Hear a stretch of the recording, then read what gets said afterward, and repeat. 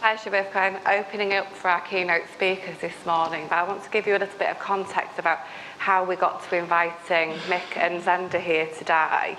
And so just to give a bit of background, I think all of us in this room are obviously here because we really desperately want to have these transformations to address some of the deep challenges that we've got in the world today. So we've got these concerns about our social ecological systems, and we want to be a part of a more positive future. And I think there's lots of people in this room that have been engaged in sort of developing visions and scenarios for alternative futures that address some of kind of the underlying sort of social issues that have caused some of these challenges. So I know there's examples that we'll hear about throughout the conference that explore enhancing the agency of marginalised communities, as well as kind of like understanding the real complexity of issues and trying to have a more integrated response. Also bringing sort of creativity and arts and humanities into how we look at the future in scientific fields, and creating these more conditions for emergence, so not just having kind of one defined vision of the future, but recognising that there's some flexibility within that. But we still have this challenge, even though we kind of have an idea of what these transformative futures might look like, we've still got this big challenge in how do we move towards them, how do we mobilise towards these challenges.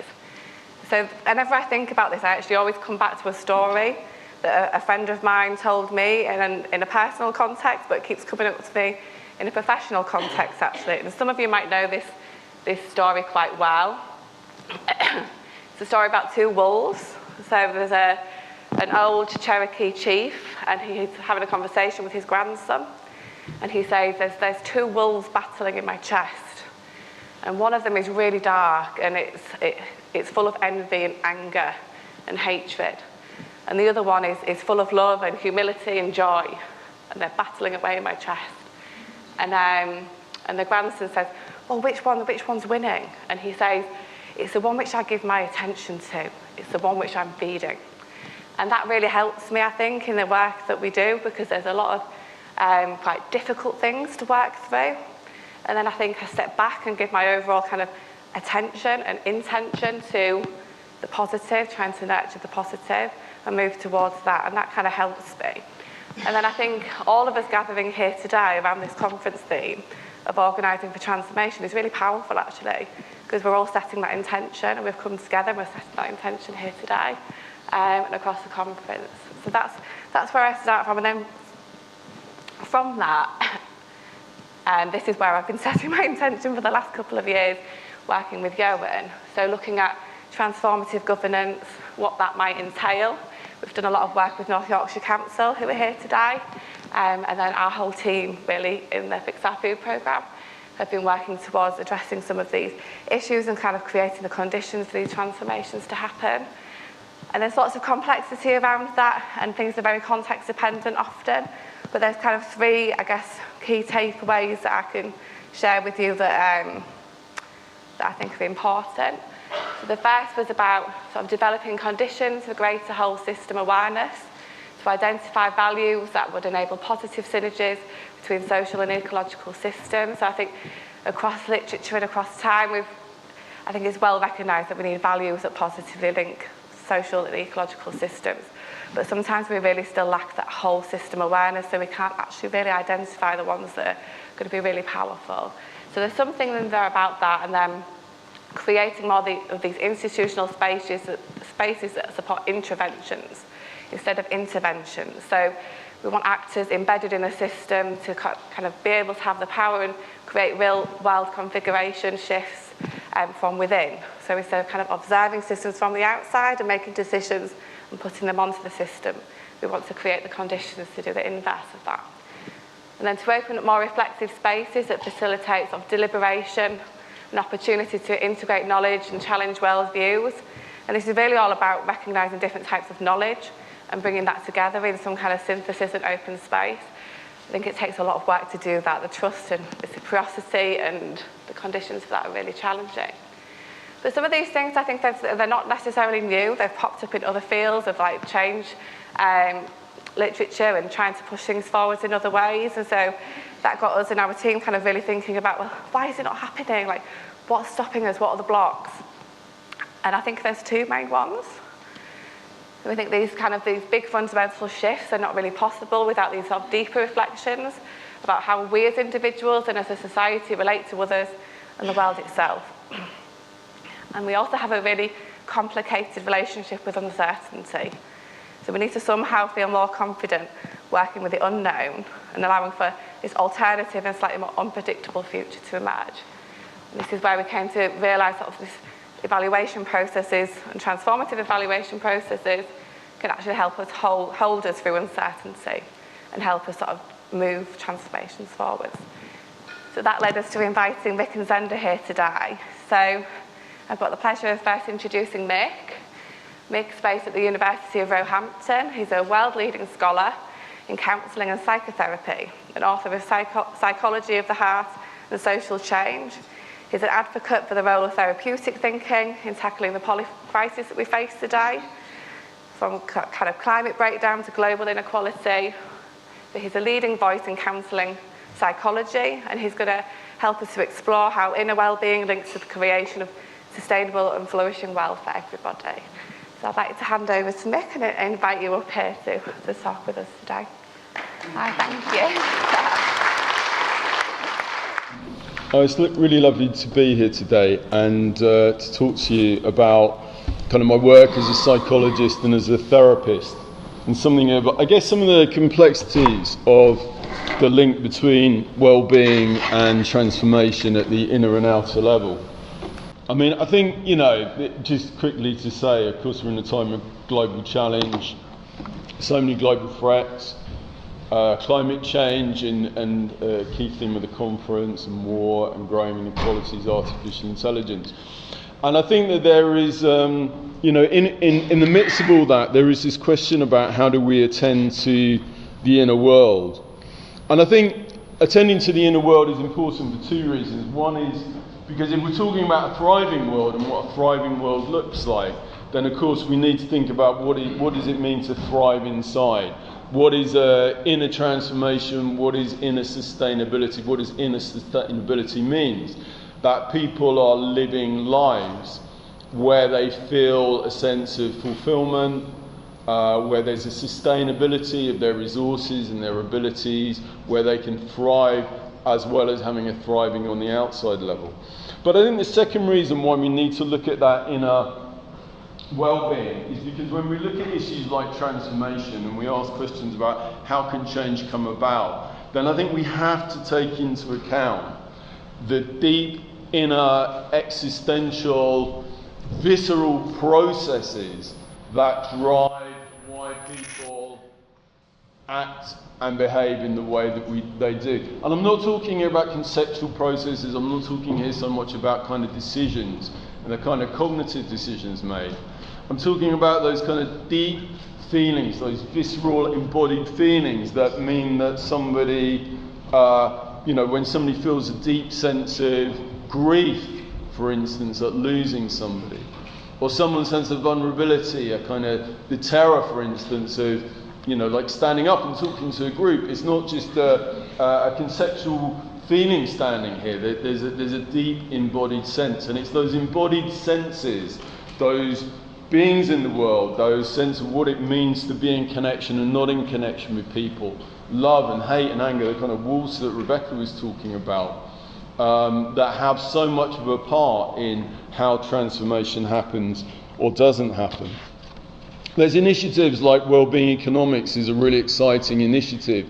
It's just one example where I think people are taking the psychological world more seriously and thinking about how do we create, Wellbeing Economics is a movement that is trying to situate economic change by asking the question of what helped people thrive. And in New Zealand, for instance, with Jacinda Ardern, they developed whole policies which, rather than being based around GDP, were based around this question of thriving, that everything had to be measured, and that was the metric, was thriving, psychological thriving and well-being, as well as planetary thriving and well-being. So I think there are movements to begin to bring psychological thinking in to the wider transformation sphere.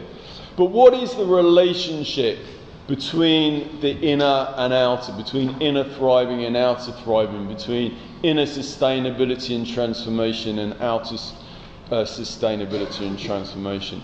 And for me, when I was working on my book, and I, coming from a very inner position, but always being interested in questions of transformation and change, I think models, and there's many different systemic models, but the one that I found very useful was Koestler's notion of the holarchy. And this would be one example of it, where we can think about different systems as being embedded in a hierarchy or in some kind of order. So at the largest level, we have the global or the universal or the spiritual, whatever people want to put at the top. And we can work down from that as the nations being part of globes and communities and families and people, so that we can link up then the kind of personal level with a higher level. And of course, at each of these levels, there's emergent properties which mean that we can't ever reduce the higher levels to the lower levels. Each one, the synergies are coming together. And yet we can also see the links. If we look at that kind of cross-sectionally then, we can think about each of these as different systems, that a family system has people within it, a global system has different nations, there's different communities within a nation.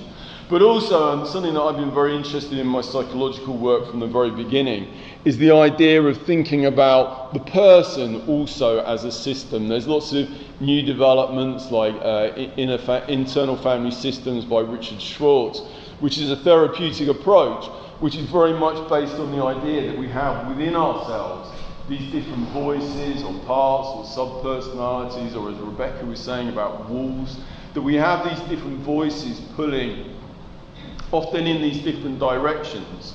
And a lot of therapeutic work is then, whether consciously or not, across all the different models. Of course, we have hundreds of different models in therapy. But so much of the different work is about working with this inner system and trying to find ways of bringing peace, regeneration, sustainability. If that's not our terminology, I think that's very much what we're doing. So when we think about the relationship, between these different parts, I mean, we can start thinking about, and I think a couple of the main points I want to make in this talk, one of which is that if we think about the inner world as a system, and we think about these holons, we can start to think about some of the parallels between these systems and learn between different systemic models about processes that may be both harmful and processes that may be healing and sustaining and regenerative. So one, for instance, would be models of domination. I think it was Hannah yesterday was talking about systems of domination in relation to livestock. But also as a therapist, what I'm working with, what all my colleagues are working with often, is systems of domination within the person, where what you have is one voice. Maybe it's a very critical voice where a client comes in and there's a part of them that's constantly saying to them, you're useless, you're no good, you get everything wrong. You know, they go and they maybe do an exam or they're in a relationship and they're trying to thrive. There's these different parts of them that are trying to feel and be in that relationship. And yet there's that constant voice telling them that they're not good enough. Or maybe there's a voice that's saying, I need alcohol, I need alcohol, I need alcohol. And what you have in these dominant systems, is you have in dominant systems in a community or in nation states, is you have one voice which takes over to the exclusion of the other voice. It's not that that voice is wrong. You know, what you do when you work with a very critical voice is not to kind of push it away and say, let's get rid of that voice. What you do is you try and understand, maybe for instance by putting these different voices in different chairs and talking to each other, what it is that dominant voice needs, and often it's to protect the person or to be heard, so that then you can have a proper dialogue. And that rather than having one dominant voice controlling, that you have the different parts of the system being able to talk to each other and be in some kind of relationship. So what we found, and this is the work that I've done with Johan and with Suzanne, is to recognise that within all of these different systems, one of the commonalities is that what really works is where you start to develop synergies, where you start to develop win-win relationships. And rather than having, at this internal level, a part that's really beating up on all the other parts, in a kind of win-lose dynamic, that actually that party is saying, look, I really need to protect you.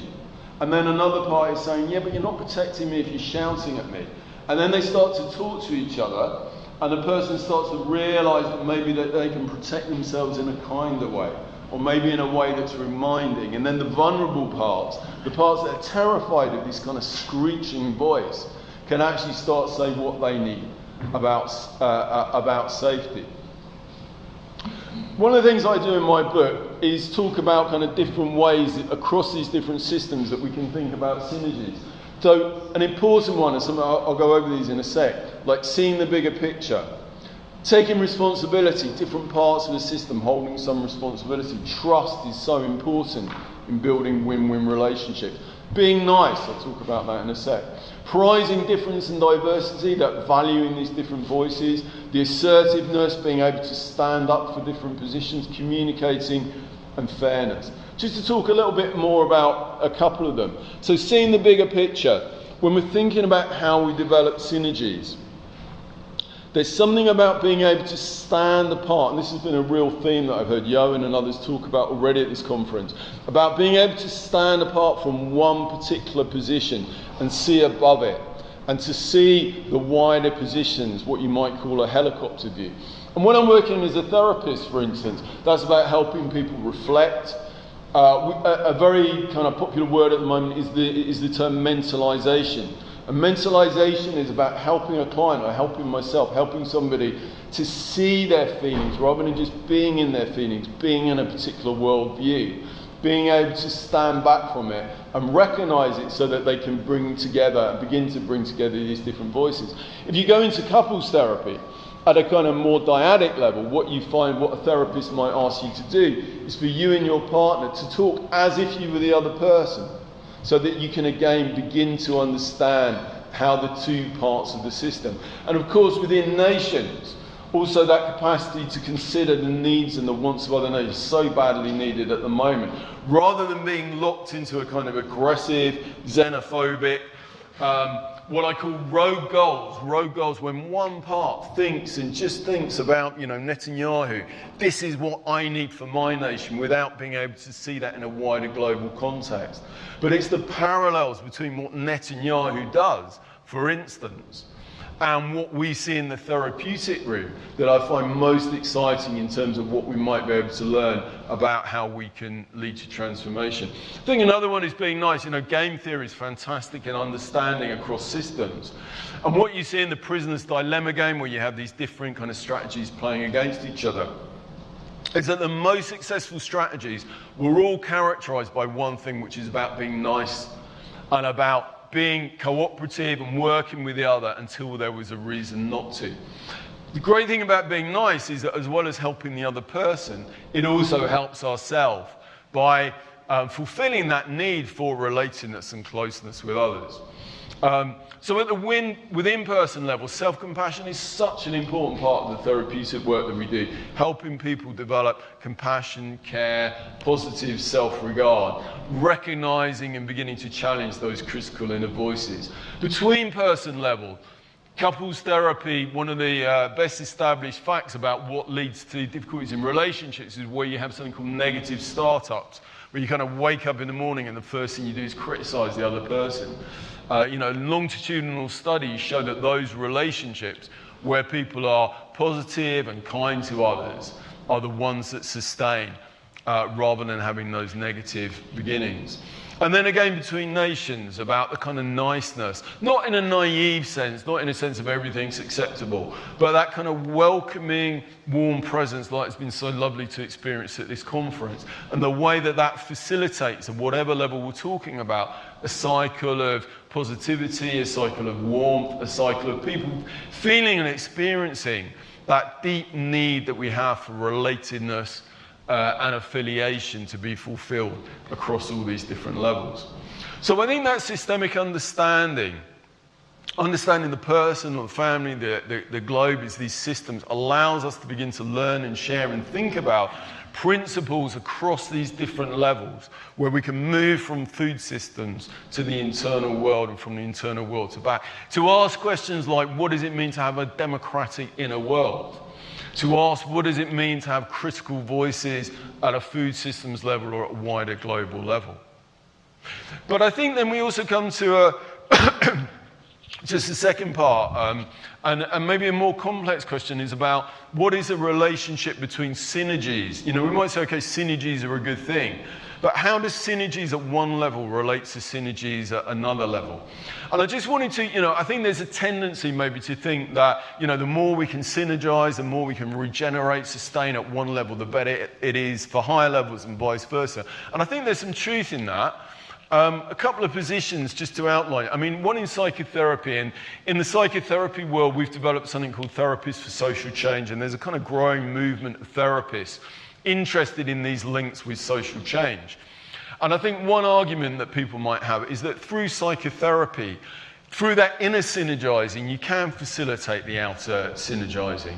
That when you help clients overcome those kind of self-protective responses, those bits that lock down because they need to feel that they have to get what they want, then they're able to be more open to the world. That compassion for self leads to compassion for others.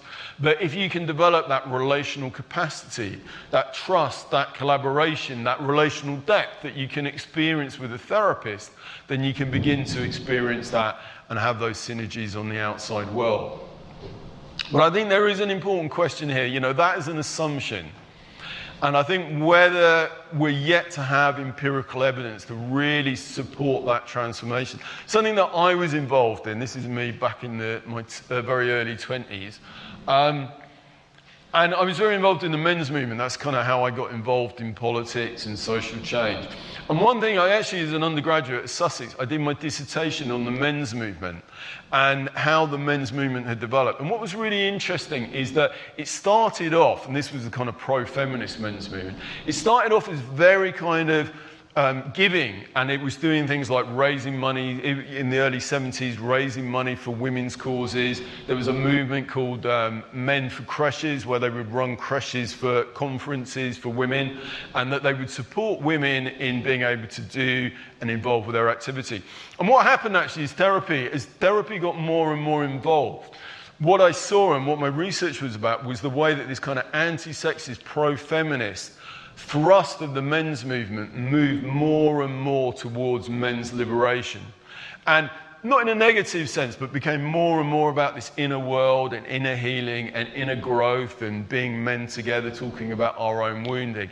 And actually the creches and the raising money for the women's causes, that all kind of dissipated until very quickly there wasn't any of that left. And then you had things like the Iron John and Robert Bly, and again it became very focused on men. So I think that question about that if we synergize inside, if we achieve personal growth and healing, we will naturally give more to the world, is an empirical question that I think is yet to be shown. The other way around of looking at it is something like inner development goals, which is another really exciting development.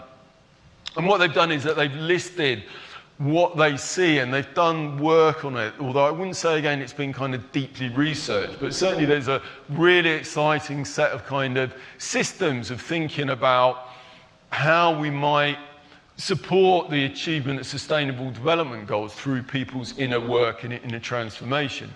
So this is where, like, the inner work is more focused on achieving broader social transformation. So they talk about things like being and relationship to self, thinking skills, really comprehensive, valuable set of skills. But I think the risk here is that although we can say that if we can create synergies and kind of more good at a broader level, of course it then leads to more good at an individual level. There's more resources to go around. But I think the challenge, and it's a real challenge, it goes back to what I was saying is, you know, I'm not talking here about kind of psychology in a conceptual sense, but in a real visceral sense of people having a kind of food in front of them or food not in front of them, is how do you keep people focused on what are these maybe longer term outer development goals in a way that is sustainable. Because if we're talking about sustainability, we have to think about how people genuinely function. I don't think there's any value in talking about ideally how people would function psychologically or some psychologically ideal individual. We need to think about the people out there in the world and ourselves also there in the world and how we function. How, even if we maybe believe in vegetarianism, we sometimes eat meat, how sometimes we might act in envious or jealous or nasty ways, how we might go to a conference and be a bit annoyed because somebody else has done a really good talk and we're thinking, I'd like to do a talk. All those things that aren't ideal. But the reality of so much psychological functioning is that we are really kind of caught up in what's right in front of our eyes. We see this across so many different psychological systems that we can be really biased by what's there, by those needs and those demands that are so psychologically pressing. And that can blind us to the wider picture, those wider, higher level synergies, however good they may be for us. There's, I think, a natural human tendency to see what is in front of our eyes. And challenging that and being able to help people overcome that, I think, is one of the real sustainability challenges that we have. So just to conclude then, I think, the relationship between well-being, thriving, sustainability at the inner level, if you like those terms, or maybe we were talking yesterday, maybe it's better just to talk about emotions, phenomenological experiencing, visceral embodied feelings rather than inner and outer, because of course these things are always connected between the world. But I think the relationship, the reality of the relationship between well-being, thriving at that emotional, visceral level, and at the global climate, food systems, macro level, is a complex one. The systems can be mapped together, and I think that's really exciting, but how one leads to the other is an area where there's so much more work that we need to do, and that's why I'm so pleased to be here and be talking with Johan and others about the relationship between these levels. They've developed in vastly different fields, and I think now is the time to be bringing them together much more deeply, as people like the Inner Development Goals people are doing. I think we know that if we have our eyes to those higher level synergies, if we can think at higher levels, then we create the conditions to have more for all of us at those lower levels. And particularly where we're thinking about sustainability of the planet, that kind of blinkered focus, that salience bias, if it means the destruction of the planet and the loss of our environment, the loss of biodiversity, is massively damaging for all of us. So keeping our eyes focused down on the ground rather than looking up has incredibly damaging consequences. But I think we deal with the psychological reality of how that people do look down. Rebecca was talking about, those two wolves. But that wolf, that whichever one is in our attention is so powerful. It's so powerful. And I think that we shouldn't minimize or ignore the power of that force for others as well as for ourselves. And I guess as a therapist, it often starts with us asking that question about, how do I do this? How do I sometimes look down and look at my own needs rather than those higher needs of others and the society that can then lead to more global well-being? And I think if we can do that, if we can look at that, then maybe we can find ways in which we can achieve that balance or that synergies or those opportunities to both be focused on the global needs and what we all need as citizens of a planet to thrive, and yet taking into account the existential realities of what it means to be a human and how we do actually genuinely really function in the world. Thank you.